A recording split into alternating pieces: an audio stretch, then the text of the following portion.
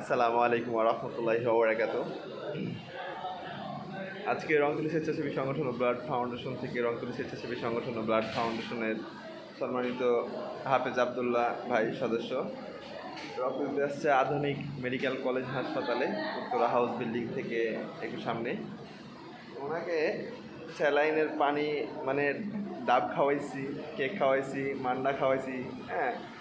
তো স্যালাইনের পানি 1 লিটার নিছি, দিছি খাইতে, খাইবো না, বুঝছেন? খাবো না। না খাওয়ার কারণ হচ্ছে আমারে কইতেছে আপনি শেষ করেন, আমারে কয়। এখন না খাওয়ার কারণটা কি জানেন?